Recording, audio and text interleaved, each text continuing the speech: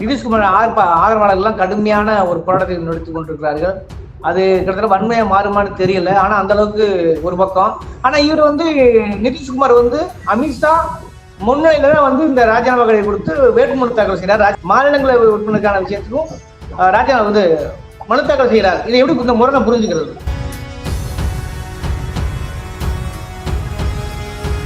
தன்னுடைய ஆட்சியே நிதிஷ்குமார் கையில தான் இருக்குங்கிற போது நான் மீண்டும் இதைத்தான் வலியுறுத்த விரும்புறேன். நிதிஷ்குமாரை எதை காட்டி மிரட்டி இருப்பார்கள்? இப்ப இன்னைக்கு இவ்வளவு பெரிய ஒடுக்குதலுக்கு அவர் சட்டம் இல்லாமல் படிந்து போகிறார்னா வெறும் இடி, வெறும் ஐடி இதெல்லாம் கிடையாது. அதற்கும் மேல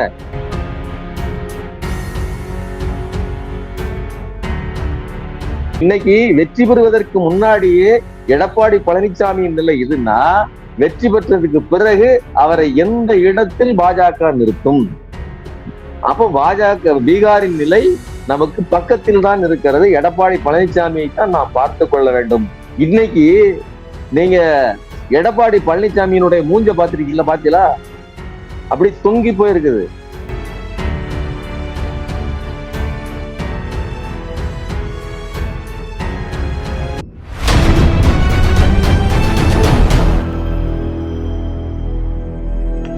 அறக்கழகம் பார்வையாளருக்கு வணக்கம். இன்று நாம் சந்திக்கிற அரசியல் ஆளுமை ஊடகவியலாளர் சுமன் கே அவர்கள். சார் வணக்கம். வணக்கம். பீகார்ல என்ன நடக்குது? நிதிஷ்குமார் திடீரென ராஜினாமா செய்திருக்கிறார். குறிப்பாக பிஜேபி எந்தெந்த கூட்டணி வைக்கிறார்களோ கடைசியில் பார்த்தா அந்த கட்சியோ அந்த கட்சி தலைவர்களையோ தன்வசப்படுத்திக் கொள்வது அல்லது கூட சேர்ந்து அளிப்பதுங்கிறது கடந்த கால வரலாறாக கொண்டிருக்கிறது. பீகாரோட செய்தி அப்படித்தான் பார்க்க வேண்டியிருக்கிறதா அல்லது அவர் விருப்பப்படிதான் நடந்ததா என்று எடுத்துக்கொள்வதா? எப்படி பாக்குறீங்க கட்டமா? இல்ல, அவராதான் ராஜினாமா செய்யறதா சொல்றாரு. ஆனா அது அவருடைய விருப்பமா அப்படிங்கிறது நமக்கு, அதாவது என்னன்னா, அவருடைய உளப்பூர்வமா அது நடந்துச்சா அப்படின்னு பாத்தீங்கன்னா அதுக்கு வாய்ப்பு இல்லை. அது எம்பி எலெக்ஷன் அப்போ 2024 எம்பி எலெக்ஷன் அப்போ ஒரு கிங் மேக்கர் கணக்குப்படி பாத்தீங்கன்னா, இன்னைக்கு மோடி அவர் இந்த இடத்துல உட்கார்ந்து இருக்கிறாரு அப்படின்னு சொன்னா அதற்கு பின்னாடி நிதிஷ்குமார் மற்றும் சந்திரபாபு நாயுடு 2 பேருடைய வலுதான் அங்கே இருக்கிறது. அப்போ மொத்தம் பிரதமர் நாற்காலிக்கு 4 கால்கள் அப்படின்னு சொன்னா 2 கால்கள் வேணா பாஜகவிடம் இருக்கலாம். 2 கால்களாக அந்த நாற்காலியை தாங்கி கொண்டிருப்பது நிதிஷ்குமாரினுடைய பீகாரும் இங்க இருக்கக்கூடிய சந்திரபாபு நாயுடைய தெலுங்கானாவினுடைய அவருடைய கட்சியும் தான் வச்சுக்காங்க. இப்படிப்பட்ட நேரத்திலும் கூட, இவ்வளவு நெருக்கடியிலும் கூட நிதிஷ்குமாரை பதவி விலக சொல்லி அவர்களால் நிர்பந்திக்க முடியும் அப்படின்னு சொன்னா அவர்கள் எதை காட்டி இந்த அழுத்தத்தை கொடுத்திருப்பார்கள்? அதை நம்ம யோசிக்கணும். நீங்க பாஜக ஒரு திசையில் மட்டும் ஒருவரை கையகப்படுத்தும் அப்படின்னு சொல்ல முடியாது. எந்த விதங்களில் வேண்டுமானாலும் ஒருவரினுடைய அரசியல் வலு, அவருடைய அதிகாரம் பறிக்கப்படலாம். அதற்கு அவர்கள் எந்த ஆயுதங்களை வேண்டுமானாலும் பயன்படுத்துவார்கள். அதைத்தான் நீங்க இதுல பாக்குறீங்க. நீங்க இவர் நிதிஷ்குமாரை பொறுத்தவரையிலும் அவர் மேல வழக்குகள் போட்டு அவரை அலக்களித்து அவருடைய எதிர்கட்சிகளை, குறிப்பா சில தினங்களுக்கு முன்னாடி நம்ம எதிர்கட்சிகளை செஞ்சார் இல்லையா, எந்த முகாந்தரமும் இல்லாமல் இடி வழக்கு பதிவு செய்து 3 மாத காலம் சிறையில் வைத்தார்கள் இல்லையா நம்ம அரவிந்த் கெஜ்ரிவால். அந்த மாதிரியான நெருக்கடிகள் எல்லாம் இவருக்கு இல்லை. ஆனால் இவர் பேரத்திற்கே படிந்திருக்கிறார்.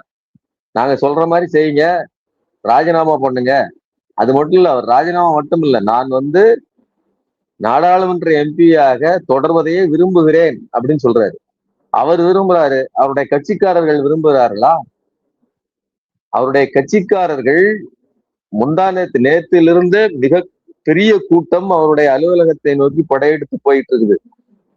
பீகாரின் அரசியல் களச்சூழலே மாறி இருக்கிறது.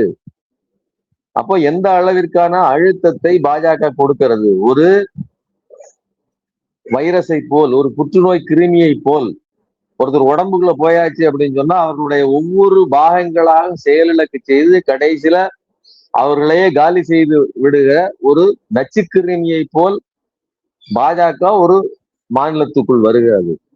அது எதிர்கட்சிகளை காலி செய்வது என்பது ஒரு அளவுதான். முக்கியமா அது முதல் காலி செய்வது தன்னோடு ஒட்டி உறவாடி கொண்டிருக்கிற தன்னோடு இருக்கிற கட்சிக்காரர்களைத்தான். அந்த வகையில் பல்வேறு உதாரணங்கள் உண்டு. இன்னைக்கு மகாராஷ்டிராவில் சிவசேனா கட்சி எவ்வளவு வலுவாக இருந்தது ஒரு காலத்தில், அந்த சிவசேனா கட்சியை இன்றைக்கு எதிரிடத்தில் கொண்டு போய் உட்கார வைத்து இதேதான் நடந்துச்சு. நீங்க ஷிண்டே அவர்கள் பிரிந்து வந்த போது அவரெல்லாம் ரத்தன கம்பளம் போட்டு வரவேற்றார்கள். இன்னைக்கு அவர் எங்க இருக்கிறாரு? அவருடைய நிலை என்ன? எங்க உத்தரவாதமே கிடையாது. அவர்களுக்கு எந்த முகவரியும் கிடையாது. இன்னைக்கு அந்த அளவிற்கு தங்களுடைய அதிகாரத்தை அவர்கள் நிலைநாட்டி விட்டார்கள். இப்ப இதையெல்லாம் நாம ஒப்பிட்டு பார்க்க வேண்டியிருக்கிறது. பீகார் என்பது இப்படிப்பட்ட ஒரு சோக கதையின் முடிவை பாஜக தின்று செரித்த கட்சிகளின் வரிசையில் இன்னைக்கு நிதிஷ்குமாரின் கட்சியும் நிற்கிறது, அவருடைய ஆட்சியும் நிற்கிறது.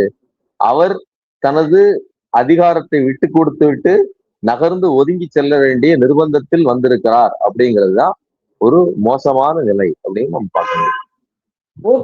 பீகார் தேர்தல்ல அந்த குறிப்பாக கட்சி அலுவலகத்துல முதல்வருடைய அந்த அரசு அலுவலகம் முன்னாடி பாத்தீங்கன்னாக்கா ஆர்ப்பாட்டக்காரர்கள், குறிப்பாக நிதிஷ்குமார் ஆதரவாளர்கள் எல்லாம் கடுமையான ஒரு போராட்டத்தை நடத்தி கொண்டிருக்கிறார்கள். அது கிட்டத்தட்ட வன்மையா மாறுமான்னு தெரியல. ஆனா அந்த அளவுக்கு ஒரு பக்கம். ஆனா இவர் நிதிஷ்குமார் அமித்ஷா முன்னிலையில தான் இந்த ராஜினாமா கடிதம் கொடுத்து வேட்புமனு தாக்கல் செய்யறார். மாநிலங்களவை உறுப்பினருக்கான விஷயத்துக்கும் ராஜினாமா மனு தாக்கல் செய்யறார். இதை எப்படி இந்த முறை புரிஞ்சுக்கிறது? அதாவது சொல்லவும் முடியாமல் மெல்லவும் முடியாமல் இருக்கக்கூடிய ஒரு கையறு நிலையை தான் இது காட்டு. நீங்க போராட்டம் நடத்துறீங்க, சரி, யாருக்கு எதிராக போராட்டம் நடத்துறீங்க? உங்களோடு கூட்டணியில் ஆட்சியில் இருக்கிற பாஜகவோடு. பாஜக உங்கள் வலுவில் தான், உங்களுடைய தயவில் தான் இன்னைக்கு நாடாளுமன்றத்திலேயே அவர்கள் தங்களுடைய அதிகாரத்தை நிலைநாட்டி இருக்கிறார்கள். அந்த இடத்துல இன்னைக்கு சட்டமன்றத்திலையும் அவர்கள் உங்களை காலி செய்து விட்டார்கள் அப்படின்னு சொன்னா, இன்னைக்கு நீங்க அதாவது நிதிஷ்குமார் தான் எங்களுடைய முதல்வர் அப்படின்னு சொல்லி வாக்களித்தவர்கள், இன்னைக்கு வாக்களித்தவர்கள் யாரை அடிப்படையாக கொண்டு வாக்களித்தார்கள்? இது வெறுமனே நிதிஷ்குமார் கட்சிக்கான பிரச்சனை மட்டும் இல்ல, பீகார் மக்களினுடைய பிரதிநிதி நிதிஷ்குமார். ஒட்டுமொத்த பீகாரின் உணர்வையும் புல்டோசரை வச்சு ஏத்தி தள்ளிட்டு தான் பாஜக அந்த இடத்தை பிடிக்கிறது. சோ நீங்க இதை ஒப்பிட்டு பார்த்தீர்கள் என்றால் வேற எங்கேயும் போக வேண்டாம். நீங்க நிதிஷ்குமாருக்கு இன்னைக்கு நடந்து கொண்டிருப்பது என்பது நாளை தமிழ்நாட்டுக்கு நடக்காது அப்படின்னு எந்த உத்தரவாதமும் கிடையாது. நீங்க பாண்டிச்சேரியில் இன்னைக்கு பாஜக அதே வேலையைத்தான் செய்து கொண்டிருக்குது. அது என்னைக்கு நடக்கும் அப்படின்னு நாட்கள் கவுண்டட் தான், எண்ணப்பட்டு கொண்டுதான் இருக்கிறது. குமாரசாமிக்கு அவருக்கு ஆன நிலை அவருக்கும் இதே மாதிரியான ஒரு முடிவு தான் நடக்க போகுது நாளைக்கு. இப்போ இன்னைக்கு நமக்கு நாடா சட்டமன்ற தேர்தல் வருது. நமக்கு ஓரணியில் தமிழ்நாடு போராடும், தமிழ்நாடு வெல்லும்னு சொல்லி முழக்கத்தை திமுக வைக்கிறது. யாரோடு போராடுவது? எதற்காக போராடுவது? பாஜக என்ன பண்ணிரும், வந்தா என்ன பண்ணிரும், பரவாயில்ல அப்படின்லாம் பேசுகிற சில பாஜக ஆதரவாளர்கள், அவங்க வேற யாரும் கிடையாது, பாக்குறதுக்கு ஊடகவியலாளர் மாதிரியோ பார்க்க நடுநிலைமையாளர் மாதிரியோ பாஜகவை நார்மலைஸ் செய்கிற, அது மற்றும் ஒரு கட்சி, அது ஏதோ ஒரு திமுக அதிமுக அல்லது விசிக மாதிரியான ஒரு கட்சி அப்படின்னு நினைக்கக்கூடிய ஒரு நபர்களுக்கு அது அப்படி இல்லை. அது RSS-னுடைய கனவுகளை, சித்தாந்தத்தை நடைமுறைப்படுத்துவதற்காக ஒரு இலக்கோடு நிற்கிற ஒரு ஒரு ஒரு ஆயுதம், ஒரு டூல், அவ்வளவுதான். அதாவது எலெக்ஷன் வழியாக அவர்கள் புகழ்ந்து அவர்களுடைய இலக்குகளை அடைவதற்கு அவர்கள் வேலை செய்வார்கள். அதான் செஞ்சுக்கிட்டு இருக்காங்க. அதனால பாஜகவை நாம லைட் வெயிட்டா எடுத்துக்கிட முடியாது அப்படின்னு ஒரு பக்கம் அதை திமுக போராடி கொண்டிருக்கிறது. ஆனால் அதிமுக என்ன பண்ணுது? அதிமுக இதே இடத்தில் தான் இருக்கிறது. நாங்கள் தான் கூட்டணியினுடைய தலைமைன்னு சொல்றாரு எடப்பாடி பழனிசாமி. மேடையில் பேசும்போது நமது தலைமையிலான கூட்டணி வெற்றி பெறும்னு சொல்றாரு. சொல்லி சில தினங்கள் தான் ஆகிறது, மீண்டும் கூட்டம் கூட்டிய மோடி சொல்றாரு என்டிஏ ஆட்சி வரும் அப்படின்னு சொல்றாரு. இந்த இடத்துலயே நீங்க நிதிஷ்குமாருக்கு எங்கேயோ நடக்குதுங்க. பீகார் எங்கெங்க இருக்குது? சென்னைக்கும் பீகாருக்கும் இடையில எத்தனை கிலோமீட்டர் பாட்னாவுக்கும் இடையில நமக்கு இருக்குது அப்படின்னு நீங்க நினைக்காதீங்க. தியரி ஒண்ணுதான். இடைவெளி, அதாவது பூகோள ரீதியான இடைவெளி தான் தூரம். அரசியல் ரீதியான இடைவெளி தூரம் இல்ல. பாஜக எங்கெல்லாம் இருக்கிறதோ அங்கெல்லாம் இந்த சித்தாந்தம் தான், இந்த இந்த கொள்கை தான் வேலை செய்யும். இந்த தியரி தான், சூத்திரம் தான் வேலை செய்யும். அந்த அடிப்படையில் பாத்தீங்கன்னா ஒருவேளை தப்பித்தவறி திமுகவை தவிர்த்து விட்டு வேறு கூட்டணிக்கு எதற்கு வாக்களித்தாலும், ஏன் எதுக்குன்னு நம்ம சொல்றோம்னா, எல்லாம் வெவ்வேறு விதமான ஒரு டோன்ல பேசுறாங்களே தவிர மற்றபடி பாஜகவை எதிர்த்து சண்டையிடுகிற திராணி யாருக்கும் கிடையாது. இன்னைக்கு விஜயாக இருந்தாலும் சரி, விஜய் நீங்க வந்து எவ்வளவு பேசினாலும் சரி, விஜய் ஒரு வார்த்தை பாஜகவை எதிர்த்து மூச்சு கூட விட மாட்டேங்க. கனவில் கூட, இன்னைக்கு அவர் சொல்றாரு இல்லையா, தூக்கத்தில் எழுப்பி கேட்டால் கூட அவர் விசில் சின்னத்துக்குன்னு தப்பா சொல்லிடுவாரு அப்படின்னு வெட்கம் இல்லாமல் ஒரு சிட்டிங் முதலமைச்சரை பத்தி இப்படி தேவையில்லாத வார்த்தைகளை பேசுறாரு. ஆனா விஜயை எழுப்பி கேட்டாலும் கூட தப்பி தவறி ஒரு வார்த்தை கூட கற்பனையிலும் பாஜகவுக்கோ மோடிக்கோ எதிராக பேச முடியாத ஒரு தொடநெடுங்கி கோளையை நம்பிக்கொண்டு மக்கள் ஏதாவது வாக்குக்கு அளித்து தொலைத்தால் அது யாருக்கு வாய்ப்பாக அமையும்? பாஜகவுக்கு தான். இன்னைக்கு தன்னுடைய பிரச்சனைக்காக மேடை போட்டு இன்னைக்கு பேசுறீங்க, நான் உங்களை காப்பாற்ற வந்திருக்கிறேன், திமுக ஊழலாட்சி, ரைட்டு. பாஜக நமக்கு எதையும் செய்யல. அதெல்லாம் கூட தாண்டி என்ன நடக்குது அப்படின்னா, மேடையில சொல்றாப்ல, நமக்கு இங்க நடப்பது சட்டமன்ற தேர்தல் தான், பாஜகவை பத்தி பேச வேண்டிய அவசியம் என்ன இருக்குது? அட தற்குறி, இதை நம்ம என்ன சொல்றது? உனக்கு அரசியல் அறிவுன்னு ஒண்ணு இருந்துச்சுன்னா சட்டமன்ற தேர்தல்னு மக்களுக்கு தெரியாதா? ஏன் பாஜக வேண்டாம்னு மக்கள் சொல்றாங்க? அது அரசியலோடு மட்டுமா நின்று போகுது? நீங்க திருப்பரங்குன்றத்துல என்ன நடக்குது? அது அரசியலோடு மட்டும் நிற்கிற விவகாரமா? அப்ப மக்களுக்கு அந்த அச்சம் இருக்கிறதுனால அது சட்டமன்றம், அது நாடாளுமன்றம் அவங்க பாக்குறது இல்ல. எல்லா இடத்துலயுமே பாஜகவை அடித்து துரத்துகிறார்கள். அப்படி அதை நார்மலைஸ் பண்றதுக்கு விஜய் ஒரு பக்கம், இன்னொரு பக்கம் அதிமுகவினுடைய எடப்பாடி பழனிசாமி பாஜகவோடு கூட்டணி வைப்பது ஒன்றும் தப்பு கிடையாது, அது ஒன்றும் குடிமூழ்கி போகாதுன்னு சொல்லுகிற எடப்பாடி பழனிசாமியை அந்த கூட்டணியின் தலைவராகவே ஏற்றுக்கொள்ளவில்லை. இப்ப இன்னைக்கு வெற்றி பெறுவதற்கு முன்னாடியே எடப்பாடி பழனிசாமியின் நிலை இதுன்னா, வெற்றி பெற்றதுக்கு பிறகு அவரை எந்த இடத்தில் பாஜக நிறுத்தும்? அப்போ பாஜக பீகாரின் நிலை நமக்கு பக்கத்தில் தான் இருக்கிறது. எடப்பாடி பழனிசாமியை தான் நாம் பார்த்து கொள்ள வேண்டும். அப்ப நிதிஷ்குமாருக்கு இன்னைக்கு நேர்ந்திருப்பது என்பது பாஜக தனது ட்ராக் ரெக்கார்டு, அந்த கடந்த காலத்தில் இருக்கக்கூடிய பதிவுகள் இருக்குல்ல, அதன் அடிப்படையில் அவர்கள் வேலையை அவர்கள் செய்கிறார்கள். நம்ம ஆச்சரியப்படுறதுக்கு ஒண்ணும் இல்ல. அதை ஏற்றுக்கொண்டு அந்த கூட்டணிக்கு வாக்களிக்கிற மக்கள் இருக்காங்கல்ல, அவர்களுக்குத்தான் இது பாடம். இனிமேல் அதை அவர்கள் மாற்றி திருத்திக் கொள்ள கூட வாய்ப்பு கிடையாது. காங்கிரஸோ அல்லது இவரு தேஜஸ்வி யாதவையோ அவர்கள் மீண்டும் தேர்ந்தெடுப்பதற்கான வாய்ப்பு இன்னும் 5 வருடங்களுக்கு இருக்குது. ஒருபோதும் அதுக்கு இடையில பாஜகவை உங்களால் அசைத்து கூட, அதனுடைய ஒரு முடியை கூட உங்களால் அசைக்க முடியாத நிலைமையில் தான் நிதிஷ்குமார் இருக்கிறார். அதனால இந்த பாஜக என்கிற பேரபாயம் எப்படி ஒரு மாநிலத்தை சுற்றி சுழன்று அபகரிக்கும், தன்னுடைய ஆட்சியே நிதிஷ்குமார் கையில தான் இருக்குங்கிற போது, நான் மீண்டும் இதைத்தான் வலியுறுத்த விரும்புறேன், நிதிஷ்குமாரை எதை காட்டி மிரட்டி இருப்பார்கள்? இப்ப இன்னைக்கு இவ்வளவு பெரிய ஒடுக்குதலுக்கு அவர் சட்டம் இல்லாமல் படிந்து போகிறார்னா, வெறும் இடி, வெறும் ஐடி இதெல்லாம் கிடையாது.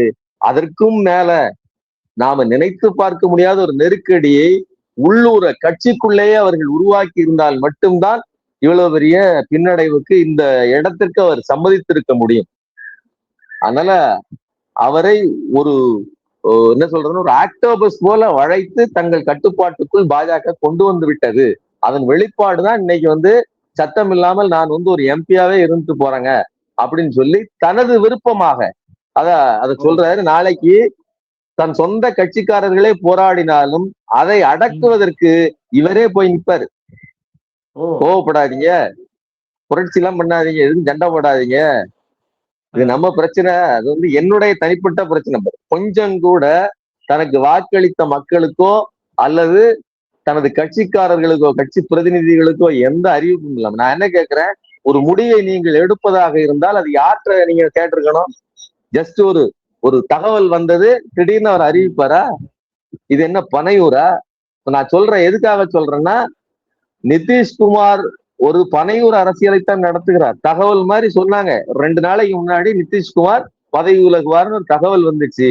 இன்னைக்கு பதவி விலகுகிறார், அதுக்கான அறிவிப்பை கொடுக்கிறார் அப்படின்னு சொன்னா, இங்கே இவ்வளவுதான். அங்க அந்த கட்சியில் இருக்கக்கூடிய அத்தனை மனிதர்களுக்கும் அத்தனை உறுப்பினர்களுக்கும் எந்த மரியாதையும் கிடையாது. ஒரு பொதுக்குழுவை கூட்டி இதுதான் ஏகமனதான தீர்மானம்னு தீர்மானம் எடுக்கப்பட்டு செய்யப்பட்டதல்ல. மிரட்டலுக்கு படிந்தார் நிதிஷ்குமார். இந்த மிரட்டல் ஆயுதம் என்ன அப்படிங்கறத நாம ஆராய்ச்சி பண்ணோம். போலவே மற்ற எல்லா மாநிலங்களும் பிஜேபி பழி வாங்கும் அப்படின்னு ஒரு விமர்சனம் முன்வைக்கிறீங்க. அதையும் தாண்டி தமிழ்நாட்டு அரசியல் நிலவரத்தோடு ஒப்பிடுறீங்க. குறிப்பா எடப்பாடிக்கு நாளைக்கு பிஜேபி வைக்கிற செக் கூட இப்படித்தான் அமையும் சொல்றீங்க. அந்த அளவுக்கு நம்ம அதை என்ன சொல்றது, தமிழ்நாட்டில் மாநில கட்சியில் வாழக்கூடிய ஒரு தனித்துவம் வாழக்கூடிய மாநில கட்சியில் வாழக்கூடிய தமிழ்நாட்டுக்கும் அந்த அரசியலுக்கும் இது பொருந்தமான ஒரு கேள்வி வருது. ஏன்னா 2026 தேர்தல் வருது. இந்த சமயத்துல எந்த ஒப்பீடு சரியான்னு கேட்கிறேன். சரி, இப்போ தமிழ்நாட்டை யாராலும் ஏமாற்ற முடியாது, தமிழ்நாட்டை யாரும் அபகரிக்க முடியாது அப்படின்னு சொல்லுவது நம்மை நாமே ஒரு பெருமிதமாக சொல்லிக்கிறதுதான், தப்பு கிடையாது. தமிழ்நாட்டுக்கு மற்ற மாநிலத்தை விட கொஞ்சம் கூடுதலாக ஒரு உள்ளுணர்வு உண்டு. அதனாலதான் இருமொழி கொள்கையில நம்ம விடாமுடியா இருந்தோம். பல்வேறு 100 உயிர்களை பலி கொடுத்த பிறகும் கூட தொடர்ந்து இந்திக்கு எதிராக போராடிட்டு இருக்கோம். இன்னைக்கு இந்தி எழுத்துக்களை அந்த அலுவலகத்திலிருந்து நீக்கினதை நாம செய்திகள்ல பார்த்தோம், திருச்சியிலன்னு நினைக்கிறேன். சோ அப்படி ஹிந்தி எந்த வடிவத்தில் நுழைந்தாலும் எதிர்த்து போராடிட்டு இருக்கிறோம். அப்போ மற்ற மாநிலங்கள் விழித்துக் கொள்வதற்கு 60-70 ஆண்டுகள் ஆகிறதுனா அதற்கு முன்னாடியே முன்கூட்டியே உணர்ந்து கொள்கிற உள்ளுணர்வு தமிழ்நாட்டுக்கு உண்டு. ஆனால் SIR விவகாரத்திலையும் நாம இதையாதான் சொன்னோம். அங்கே 65 லட்சம் பேர் நீக்கப்பட்ட போது அவ்வளவுலாம் நம்ம இதுல ஒன்றும் பண்ண முடியாதுங்கன்னு சொன்னோம். ஆனா இங்கே 1 கோடி பேருக்கு நிகராக நீக்கி விட்டாரு. 65 லட்சத்தை அங்க காட்டிக்கிட்டே இங்க 1 கோடி பேர் நீக்கியிருக்காங்க. கண் முன்னாலே நடக்குது. நம்மால் ஒண்ணும் செய்ய முடியல. நாம இதெல்லாம் எதிர்த்து பேசுறோம். இதற்கு எதிராக மறுபடி ரீஅப்ளை பண்ணலாம்னு சொல்றாங்க. திமுக முதற்கொண்டு எல்லா கட்சிகளும் போய் நின்று வேலை செய்கிறது. வேலை செய்தாலும் அவன் வச்சிருக்கிற அந்த பட்டத்துக்குள்ளதான் நாம எதையும் செய்ய முடியுமே தவிர நம்மை மீறி அவனை மீறி நாம ஒண்ணும் பண்ண முடியாது. அப்படி இருக்கும்போது நாம் கண் முன்னாலே வைத்துக்கிட்டு தான், இப்ப பீகார் உதாரணத்தை தானே நம்ம SIRல சொன்னோம். அதே பீகார் உதாரணத்தை தான் நாம இன்னைக்கு சொல்லிக்கிட்டு இருக்கிறோம். இதை வெறுமனே ஒரு லைட் வெயிட்டா எடுத்துக்கிடாதீங்க. பாஜக என்பது ஒரு சாதாரண அபாயம் அல்ல. அதை உள்ள விட்டு ஆடுவது என்பது ஒரு என்ன சொல்றதுன்னா அது ஒரு லாபகமான விளையாட்டு அல்ல. இன்னைக்கு நீங்க எடப்பாடி பழனிசாமியினுடைய மூஞ்ச பாத்தீங்களா? அப்படி தொங்கி போயிருக்குது.